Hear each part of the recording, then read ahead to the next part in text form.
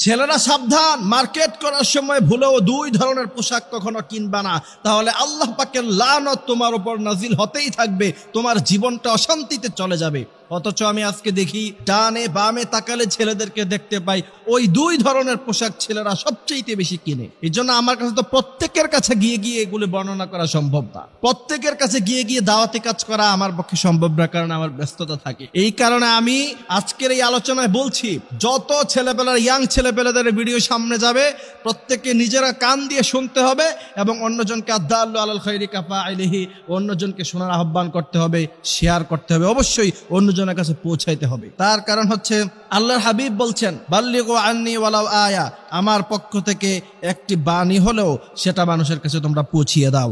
অসংখ্য হাদিসের কিতাবের মধ্যখানে হাদিস এসেছে, আল্লাহর হাবিব সাল্লাল্লাহু আলাইহি ওয়াসাল্লাম বলছেন, দুই শ্রেণীর জাহান্নামীদেরকে আমি এখনো পর্যন্ত দেখি নাই, তারা শেষ জামানায় আসবে, সুতরাং তার কারণে তাদের সাথে আমার দেখা হলো না।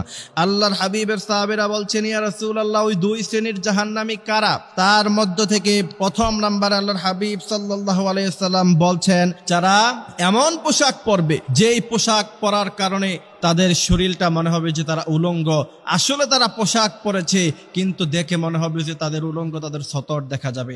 আজকাল ছেলেপেলেরা আমরা দেখতে পাই এই যে জিন্সের প্যান্ট কিনে, প্যান্টের মধ্যে হাঁটুর উপরে যে জায়গাটা সেই জায়গাটাতে ছিঁড়া থাকে, এটা নাকি ফ্যাশন। সুতরাং হাঁটুর উপরের জায়গাটুকু এবং নাভির নিচে থেকে হাঁটু পর্যন্ত এই জায়গাটা একজন পুরুষের জন্য হচ্ছে সতর।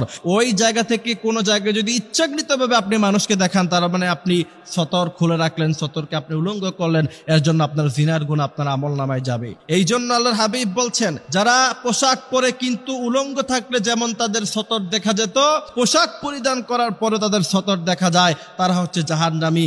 এমন সব লোকেরা কিয়ামতের আগে আগমন ঘটবে। আজকে আপনি দেখেন, আপনারা মিলাইয়া দেখেন, ছেলেপেলেরা তোমরা মিলাইয়া দেখো যে তোমরা এই সমস্ত পোশাক কখনো পরিধান করেছো কিনা।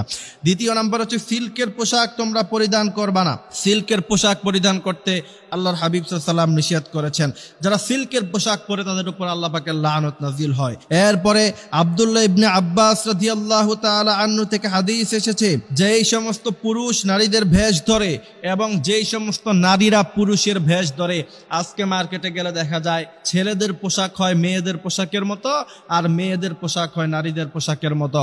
এই পোশাক যারা কিনবে আল্লাহ পাকের লানত তাদের উপর নাজিল হবে এবং কিয়ামতের মাঠে তারা জাহান্নামে যেতে হবে। আল্লাহর হাবিব সাল্লাল্লাহু আলাইহি ওয়াসাল্লাম বলেছেন, এমন পোশাক কখনো তোমরা পরিধান করবা না। অথচ আজকে দুঃখের বিষয়, আজকে মার্কেটগুলিতে এই সমস্ত কাপড়ের সেল সবচেয়ে বেশি হয়।